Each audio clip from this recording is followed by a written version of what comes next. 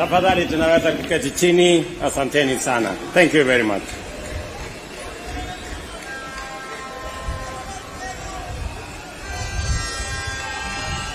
Your Excellency,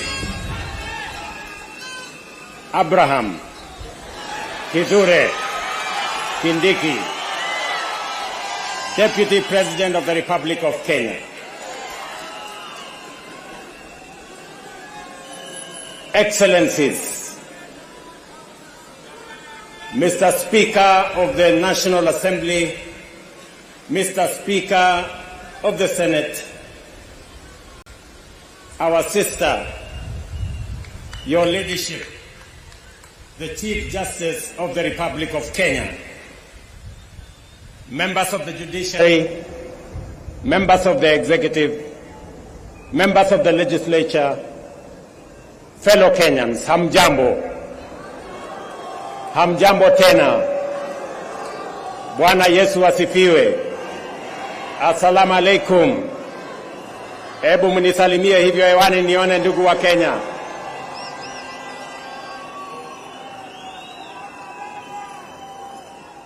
I am proud to witness the swearing in of the Honorable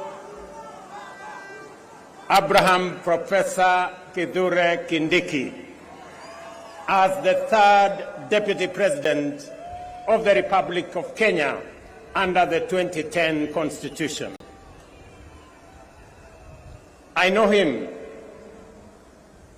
as a dedicated professional whose commitment to excellence has helped us overcome daunting challenges, and as a tireless public servant on the path of national leadership. Abraham is also a patriot whose dedication to cohesion, national unity, and inclusivity is beyond reproach, an effective champion of peace and stability, and across every part of our country, and a loyal steward of our bottom-up economic transformation agenda, whom together with many others we crafted to take our country to the next level. Over the past 2 decades, I have had the privilege to witness Professor Kindiki's work as a professor, litigation lawyer, consulting attorney, senator representing Tharaka Nithi, Majority Leader of the Senate, Deputy Speaker of the Senate, the most recently as Cabinet Secretary.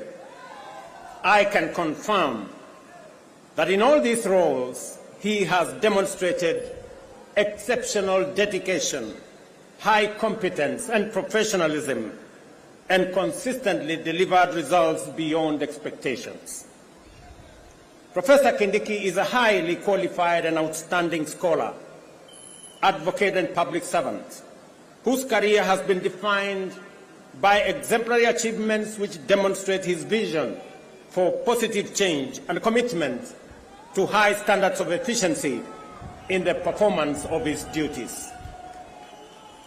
At this stage of the implementation cycle of our national transformation agenda, the people of Kenya require a patriotic public servant and a consummate champion of our constitutional dispensation, our broad-based national governance framework, and the bottom-up economic transformation agenda to support the Cabinet and the Presidency in delivering in full and on time. This moment calls for an individual who takes pride in a job well done and is humble enough to be a loyal servant of the people, and who is selfless enough to reach out and mobilize the entirety of government towards delivering for Kenya, experienced enough to understand the importance of engaging all sectors of our economy to drive transformation, and committed enough to serve professionally with loyalty and, most importantly, with integrity. I am delighted to affirm that our coalition, and indeed our nation, is blessed with many professionals who meet all these criteria. Among them, Abraham Kithure Kindiki stands out for his exceptional qualifications, extensive experience, and wide-ranging accomplishments. I am honored that he is available. He has told me he is ready, and I know he is willing to serve as my deputy. Professor, my young brother, let me call you Abraham K. or Abra K. Welcome to the service of this great nation, Kenya. And let me say this, I have heard you clearly when you took your oath of office and the oath for the due execution of your responsibilities as Deputy President. You have said two fundamental things in your oath. Kenyans were listening. I too was listening. You said that you will serve the people of Kenya and the Republic of Kenya. Abrake, please serve the people of Kenya and the Republic of Kenya. As I told our principal secretaries, as I told our cabinet secretaries, and as I tell every public servant who has a responsibility, who has a duty, who has the honor to serve our nation, let us serve the people of Kenya and the Republic of Kenya. We are not here to serve ourselves or our families or our communities or our regions or our villages. We are here to serve the Republic of Kenya and the people of Kenya. The second thing that you have said in your oath, I said in my oath, I listened to principal secretaries and cabinet secretaries and others. You have said you will serve without fear, without favor, without affection, and without ill will. My brother Abrake, I listened to you. The people of Kenya were listening to you. Serve without bias, without ill will, without favor, without affection, and without fear. So that together, the people of Kenya can know that their public servants, all of us, elected, appointed in different categories, shall know that we have one nation, one country, one people, and we are called upon by the Constitution of Kenya to serve them without bias, without fear, without favor. And let me undertake in this very historic national ceremony to the people of Kenya. And I say this as MCAs listen to me, as members of parliament listen to me, as members of the executive listen to me, those in the judiciary and those in the executive, that the people of Kenya, it doesn't matter, those who live near our oceans, near our lakes, in our mountains, in our valleys, in our arid and semi-arid areas, they are one people, one great nation called Kenya. And I want to commit, pledge, and undertake that we will serve the people of Kenya equally, and no part of Kenya, no community in Kenya, no section of Kenya, no region of Kenya shall be left behind. We are going to work together. I say this to our representatives. Every MCA knows that they were never voted by all the people in their ward.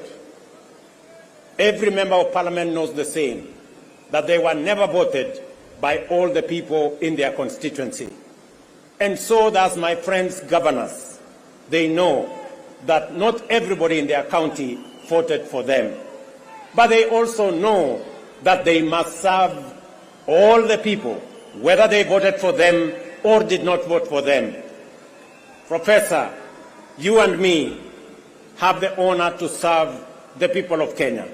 And as I have said before, we will serve the people of Kenya equally, those who voted for us and those who did not vote for us.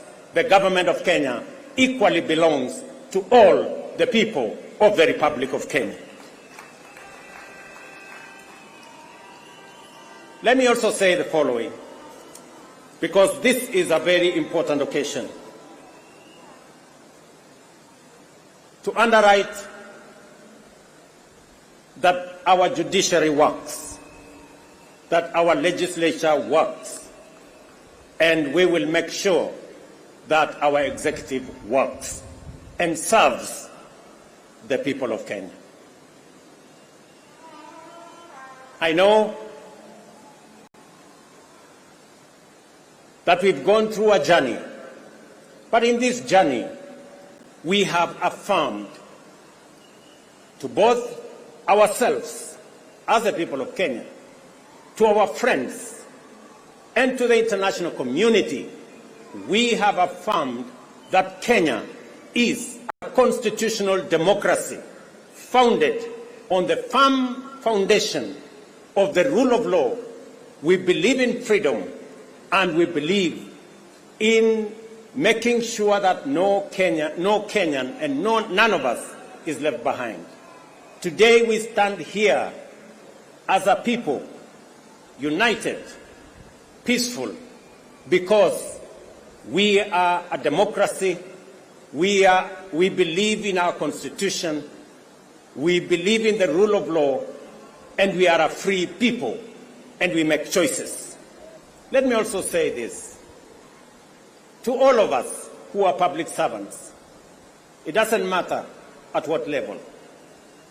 To all of us, we are reminded on this very historic day that we serve at the pleasure of the people of Kenya, and we serve under the provisions of the law and the Constitution of the Republic of Kenya.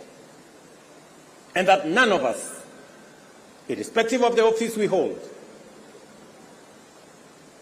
is greater than what our Constitution says. We must obey, we must submit to the law and to the Constitution, because that is what makes us a nation. Let me say this as I conclude. We have made stride as a nation. Today, our savings as a percentage of our GDP is growing. We have changed and we have transformed our education system. Today, we have more teachers. We just announced another 20,000 teachers. We have a new funding model that is student-based, which we are refining to make sure that no child in Kenya is left behind.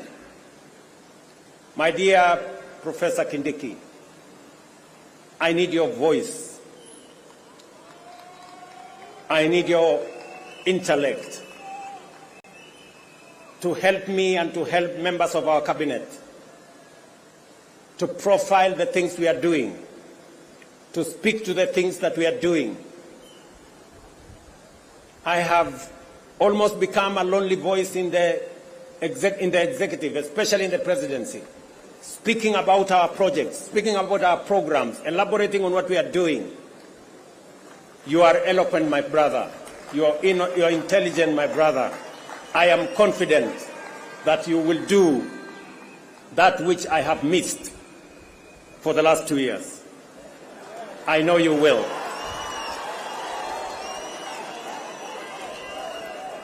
We have a huge program on university funding and higher education funding.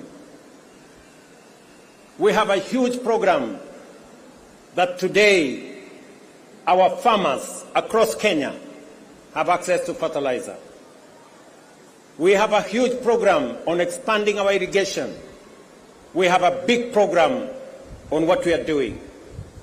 We need your voice, and we need the voice of those of us in the executive to provide leadership and to see to it that indeed we achieve what we wrote into our Constitution.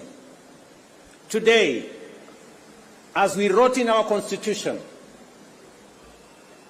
Kenya Power has turned around and today is a profitable company. So is KenGen, because of the stewardship that we have put in place.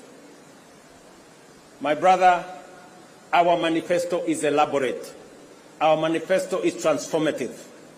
We are implementing it page by page, paragraph by paragraph, chapter by chapter, because we have to transform this great nation, and failure is not an option.